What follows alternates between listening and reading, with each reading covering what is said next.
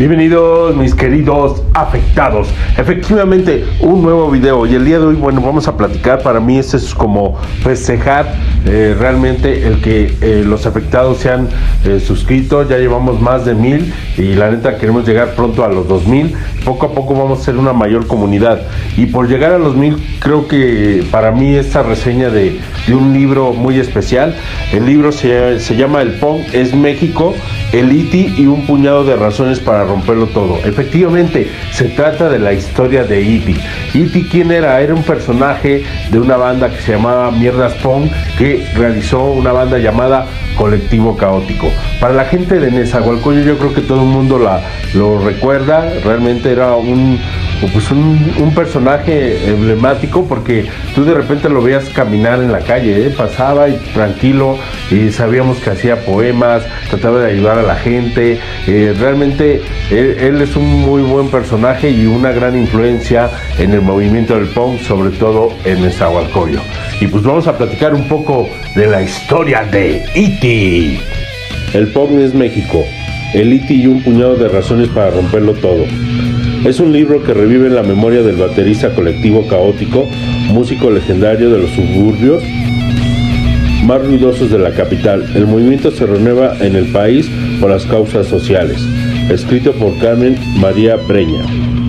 México amanece hoy con problemas que ya tenían en las décadas de los 80s y 90s. El desempleo juvenil, violencia estatal, corrupción, hambre, puñetazos de jóvenes emergieron entre hoyos clandestinos en las márgenes de las ciudades. Vestían con cuero negros y remaches metálicos, alfileres en la piel, cadenas de cuello, enormes crestas pintadas les crecían en la cabeza y sus botas militares retaban al asfalto. Los punks pusieron el grito en los cielos de todo el mundo.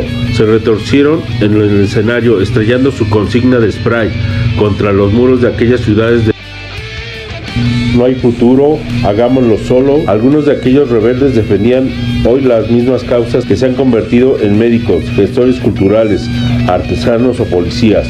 Otros muchos murieron jóvenes como el E.T. A los 37 años, un personaje criado en Nezahualcóyotl, en calles de la tierra donde la música rebelde está prohibida por la censura. Un libro donde habla de primera persona en entrevista que le hizo Carlos Feira en 1991.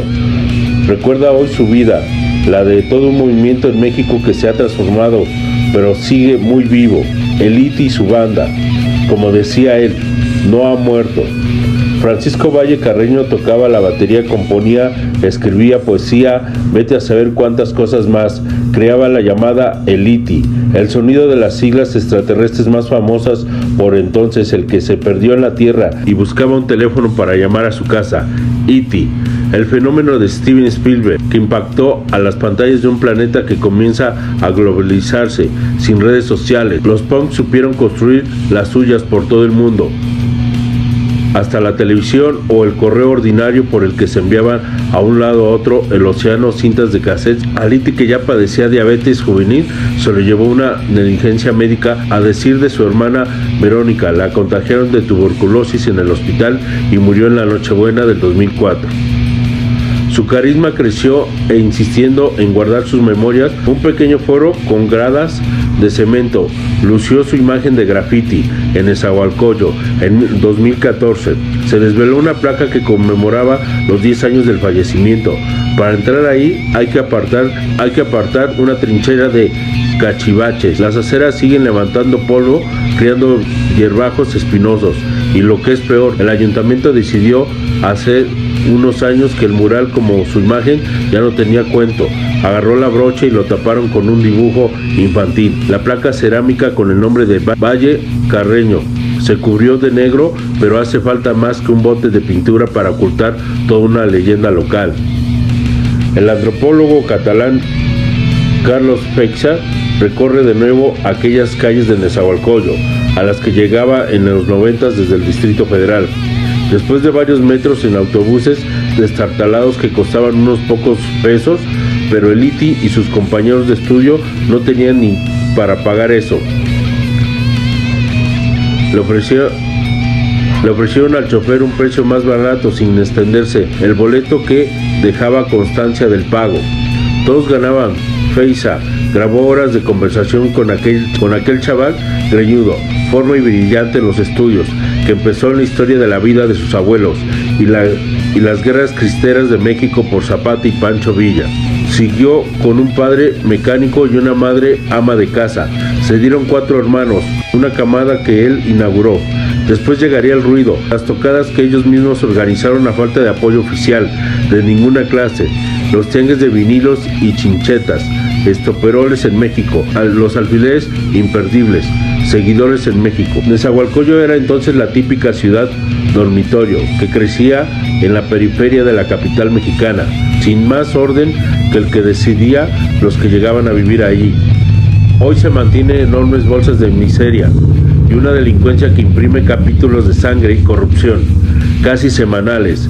El centro cultural donde se presentaba el libro de Feiza, sillas azules, pero ya no hay conexión para el sonido. La mesa del estrado ya no existe, los llevaron los de la anterior administración, cuando concluyeron su mandato. Aquí las cosas así son, dice Pablo Hernández Podrido, uno de los colegas de Liti, en los cuartos de baño. Al plomero se le olvidó tapar el inmenso boquete que dejó en el techo cuando arregló la tubería, y no hay papel higiénico. Sin ser punk dan ganas de poner el grito en el cielo. Esta ciudad, que fue bautizada como Nezayor, fue el corazón del movimiento punk mexicano. El campo estaba abandonado, clase obrera, represión social, ausencia de ocio para los jóvenes, falta de servicios, drogas, sótanos que escondían la música de la policía. En aquellos antros se abría la noche cada tarde. Allí recalaban todos los mierdas de la ciudad, dice Pablo, el Podrido, porque los llamaba así porque iban al enorme tiradero que había afuera al recoger la ropa del servicio del uniforme de guerra. Escarabajo en aquella basura, crearon toda la estética que adornaba a los herejía, los gérmenes, el Podrido, afasia, ruido 7, vida negra, colectivo caótico, donde Liti rompía la noche con sus baquetas. 2 películas dejaron constancia de aquella vida suburbial, y contestaría: nadie es inocente y la neta no hay futuro. A los policías no les gustaban nuestros atuendos, nos decían en cada momento, pero fuimos muchos. Cuando salíamos a la calle la gente se apartaba a nuestro paso, entonces nos sentíamos empoderados. En ese momento el miedo era de ellos, resume con brillantez y la que fue la novia del baterista durante los años, Margarita Mares, que hoy viste de negro y todavía tiene un hijo del músico de la clave de hacia a donde lo...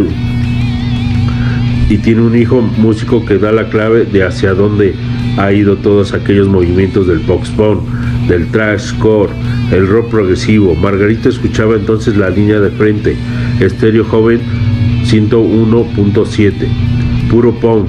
Conserva toda la cinta que grabó cuando sonaron en el radio, Los Escorbuto. Conoce bien a Cortatu, Siniestro Total, La Polla Records, que tocaron en el Teatro Blanquita con el grupo de Eliti como teloneros. El impacto social y cultural de todo aquello ha sido impresionado tanto en la zona urbana como rurales de México. Empieza la profesora de la Escuela Nacional de Antropología e Historia, Marixa Urtiaga. No se le ve, pero aún se siente.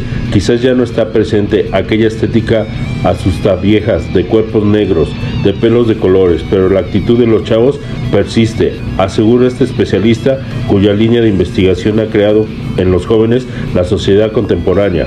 Hay en México todavía una actitud contra el sistema político donde aún se lucha por las necesidades básicas.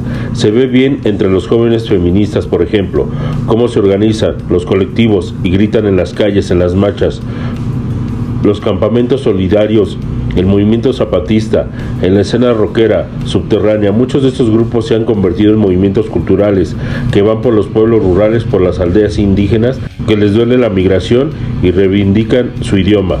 Prehispánicos, son contestatarios en Chiapas. Hay expresiones inequivocadas con parte de aquella semilla.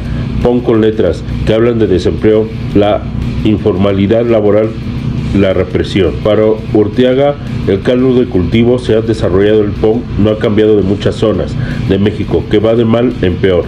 Esa era la razón por la que gozaban buena salud en ese movimiento musical y social en este país, que ahora tiene manifestaciones culturales pioneras en el mundo, que gobernaban los anglosajones en los 80s, incluso algunos reggaetones, solo algunos se dan esas letras de desafío. Los punks ya están grandes, siguen armando sus conciertos y sus cotorreos con los chavos en ciudades o pueblos, montan sus jornadas culturales y musicales. Después de recoger, se van por ahí. Han dejado esta semilla, esa forma de ser de los punquetas. Hay contagio subterráneo, pero ya son bandas ratoneras metidas en barrios. Ahora son relaciones y organizaciones de otra forma y afirma. Razones para dar una pedrada en el cristal no faltan en México. La misoginia es una de ellas. Miles de muertes de mujeres al año. Imposible no atisbar en colectivos feministas tan destonado bloque negro de estética. La rebeldía punk, donde está el Estado, sigue preguntándose, y la respuesta no ha cambiado. Hagámoslo nosotros. Y la respuesta no ha cambiado. Hagámoslo nosotros. Eso es el punk. Sanga Orteaga. El Iti en Nezayor todavía olía a pescado o a limón que llegaba al lago de Texcoco, que después disecaron para construir el famoso aeropuerto, que nunca fue y se apagaba la noche, y el muchacho proseguía sus estudios. Era un maravilloso estudiante. Cuando murió estaba en la universidad estudiando, creo que psicología por ahí. Andaba en esos papeles. Su hermana Verónica trataba de describir cuál era aquel carácter que forjó, el carisma del baterista, engrandecido con una muerte joven. Era sociable y noble, no le importaba lo monetario. Nosotros los hermanos le ayudábamos a hacer aquellos recortes para su collage, jugábamos a luchitas, siempre acabábamos madreados. Un año antes de que muriera el Iti, que todavía se hacía llamar Ome Tokchili, tan dios de los niños inteligentes como el espíritu del pulque, su hermana Verónica se metió a la policía. Qué horror ver a mi hermana en la policía, pero si te gusta, estoy orgulloso de ti, me dijo. Quería escribir un libro con la que ella le iba a contar todas sus vivencias del cuerpo armado, pero ya no se pudo, ya no pudimos hacerlo juntos. El podrido llega hoy en el foro dedicado a su amigo Francisco Valle, vandalismo por la administración, con pintura negra. Aparece con una camisa azul de cuadros, pero dentro, junto a la piel, esta es la playera del punk. Por día, que es Pablo Hernández, por la noche podrido. Se queja de las condiciones del pueblo, de la corrupción y de los gobiernos, y de quienes sustituyen de los centros culturales que no tienen las condiciones mínimas. Debajo de la playera negra está la playa. Creo que el punk sigue vivo, se ha vuelto objeto de coleccionismo. También el rollo digital ha ayudado mucho. Las nuevas generaciones arropan al movimiento y lo han retomado con más de brío. Podrido trabaja en una casa de cultura y vende herramientas para mantenimiento de los tianguis, esos mercadillos que también son espacios de empleo informal. Protesta en el Chopo. Cerca del museo llevan en ese mismo nombre Ciudad de México. Se junta todavía los sábados todos los mierdas que quedan en la capital y su alrededor. Es un foco de infección, como lo definió el baterista, buscando aumentar aceptaciones, y allí venden vinilos y cueros con estoperoles. Toda clase de chácharas las reúne la añeja nostalgia y la rabia que nos cesa en México.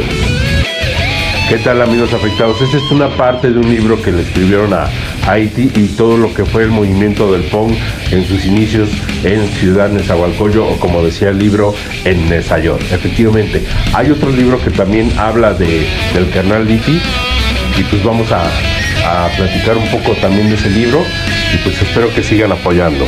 El último de los punks es el libro de Iti y su banda de mierdas punk. Recoge en primera persona la andanza de Francisco Valle Carreño como pandillero, pensando en antisistema y músico. En marzo de 1991, el antropólogo catalán Carles Flexa asistió en el tianguis cultural del Chopo con el propósito de investigar sobre las tribus urbanas del centro de México, fascinando especialmente por los mierdas punk, la legendaria pandilla de la ciudad en Neza. En medio de ese ecosistema de jóvenes, mercancías y argot, Flexa encontró a Francisco Valle Carreño, alias el Iti, miembro clave de los mierdas, con quien rápidamente estableció una relación de igualdad que dio como resultado 23 cassettes con conversaciones, a diferencia de otros científicos. sociales, Flexa le dejó en claro que si bien quería conocer y grabar y editar la historia, no buscaba apropiarse de ella. El libro que resultó de todo ello no se materializó sino hasta el 2022, 18 años después de que Liti muriera en causa de diabetes. La circunstancia que rodeara a la edición publicada en Nitti y su banda, Los Mierdas Punk no son un asunto menor en el volumen que recoge en primeras personas. Las andanzas del valle, Carreño como pandillero, pensando en antisistema y músico, es el pacto entre punk y lo otorgan sentido a muchas decisiones formales y producidos de una negociación entre el entrevistador y los entrevistadores. La autografía se suma así a los materiales que echan luz sobre los Mierdas y su época, como las películas de corte documental, como Nadie es Inocente. Extraordinaria Nadie es Inocente, 20 años después, 2010, de Sara Minten. La neta no hay futuro, 1988, de Andrea Gentil. El Nómada del Subsuelo, 2006. El Pablo Paitán, que está en el último de los más. Es un documental, pero que tiene la ventaja de abarcar varios años y otras facetas de Liti como escritor y artista, y de performance que no aparecen en el libro. En su papel de músico, poeta, lector, Flores Magón intermedió entre las bandas rivales y víctimas de la represión policial. El Liti ofrece una narrativa distinta en discusiones oficiales que han visto en jóvenes pandilleros un problema que falta educación o simple criminalidad. Vaya y explica desde adentro la lógica de las pandillas de los 80s como los Mierdas, los PND. Ejemplifica a su vez una forma de vivir el punk más allá del espíritu autodestructivo de los Sex Pistols, y además grupos musicales que en sus inicios los había inspirado en otro de los libros, de Jóvenes y Bandas Tribus, en 1998.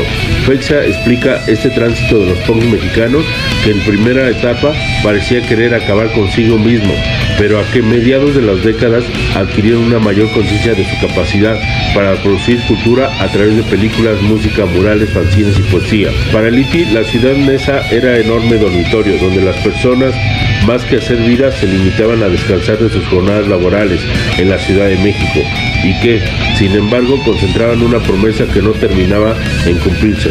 Su familia llegó a esas tierras improductivas de los símbolos del año de 1968, cuando nadie entraba en esa, ni nadie salía, nada más que a trabajar. En aquella época los cuerpos de seguridad reducían una comisión de señores a los que les daban un palo y una lámpara, y ese abandono, junto con el hecho de que algún visitante habría con sus días flotando en el lago, le dio a Nesa una famita de que te mataban gratis a la vuelta de la esquina, una exageración de acuerdo con el músico. Antes que la filosofía, el punk llegó a su vida como una manera de bailar y de vestirse. Cuenta su primer encuentro con la pandilla de los Mierdas Punk. Fue una tocada donde cada quien inventaba sus pasos, según decía que eso es ser punk. Mover los hombros con la mano en el alto o como si se hubiera activado, además de simular que olía el solvente de algunos miembros de los Mierdas. Fingía que sacaban una pistola y lo mataban a todos. Otros empezaban a cortarse a sí mismo frente a los demás. Para un chico de 15 años, aquellos hombres con pieles de leopardo, plumas de avestruz, peinados y mohicanos y agujas de seguridad atravesadas en los cachetes fueron toda la revelación. Al poco tiempo se decidió unirse a la banda porque le habían dicho que le enseñarían a vestirse. Se transformaría de los punk autodestructivo, punk social, responsable. No pudo explicar si las traumáticas experiencias que tuvo con la policía, empeñada en detener a cualquier joven pobre que se apartara ligeramente de la norma, diferentes entre policíacos de los que E.T. hace una aguda taxonomía hacia el final de su libro. Lo arrestaron, extorsionaron y lo golpearon en más de una ocasión. Pasó 8 meses encerrado sin recibir sentencia en el reclusorio de La Perla, donde conocía a muchos inocentes que purgaban condenas larguísimas y a presos sometidos a castigos inhumanos. Salí con los 19 años, fue otra vida, menos de un año, pero fue otra vida debido a sus habituales encuentros con la ley. Los punks de Nesa desarrollaron sus ideas políticas, lejos de los partidos. las instrucciones. A pesar de congelar con la izquierda, en su momento se lanzaron piedras en Cuauhtémoc Cárdenas durante un mitin que callaron los silbidos de Heberto Castillo por interrumpir una tocada de Constante, aceptando gustos a la ayuda del PAN, que en ciertas ocasiones lo sacó de la cárcel. En 1986, Valle Carreño fundó, junto a su amigo El Radio y otros camaradas, un gran mezcla de punkabilly, hardcore, música underground, el colectivo Caótico, con el cual grabó algunos discos de título llamado como Chupa la Sangre para la Gente Pobre, 1993, aunque en aquellos años las bandas punquetas se ponían nombres provocados sin ningún significado en especial: Sección Suicida, Vómito Nuclear, por mencionar algunas. Elite quiso darle un grito al concepto de la palabra caótico, que en principio solo representaba el desmadre que se traía a todos sus integrantes. El caos se justificó después, lo provoca la cúpula y no la base de la sociedad. La gente se dedica a oprimir el pueblo. La policía, el ejército con las zonas rurales, la policía federal y gobernación, que es la policía política, el claro, que es la policía moral, el mismo estado, el logotipo del grupo. Una maraña en donde ojo entrenado puede distinguir una esvática, la de A de la anarquía, un signo de hippie de la paz, entre otros símbolos. Quieren dar fe de la fuerza represiva en tensión constante del impulso de la libertad. La misma mezcolanza padecía sus letras como Oriente, Occidente, en donde todos los nombres de Nerón, Gaddafi, Juan Pablo II, Gorbachov se mencionaron a gritos como pase de lista. No hay punk malo, dice E.T., porque expresas, en fin, cuentas lo que sientes, y aunque lo consignan antisistema, hazlo por ti mismo. Acoge dosis admirable de incompetencia musical, como demuestra tantísimas bandas a lo largo de la historia. También es cierto que ponen en juego otros valores artísticos de la legitimidad. Hay grupos que hacen rolas de temática social, pero son burlas, crítica de Valle, para hablar de esa escena de los 80s y 90s. También hay grupos que tienen buenas músicas como Atóxico, pero sin política e ideología, defienden colectivo, pero son política e ideológicamente deficientes. Colectivo Caótico buscó no solo equilibrar ambas exigencias, sino tener puentes en otras expresiones de Nesayor, como el muralismo de Alfredo Arcos en la poesía Porfirio García. La idea que tenía Iti y yo contó con otro momento de radio. No era precisamente nada más una banda, porque estuvimos haciendo libros, estuvimos haciendo eventos, estuvimos haciendo revistas, hemisferios pánicos. La posibilidad de que el Iti fuera una figura difícil de etiquetar queda manifiesto en la última para el libro, donde los familiares y amigos hablaban de lo que el poeta punk representaba en sus vidas, el aura mítica que admitió, donde los familiares y amigos hablaban de lo que el poeta punk representaba en sus vidas, el aura mítica que admitió tras su muerte, el testimonio más emotivo. ¿Es acaso el escritor Sergio García Díaz, que lo vio después de su primer ingreso al hospital? El Iti, bañado y vestido de una manera muy distinta a como solía vestirse, prometió llevar un estilo de vida más sano. La siguiente vez que García se encontró con él, estaba cubierto de cuero. ¿Otra vez? No debo de cambiar, le dijo, sin saber que sería la última vez que lo vería. Mi vida es así, y soy el último de los punk. ¿Qué les pareció, canales afectados? Realmente este canal yo sí lo conocí, la neta.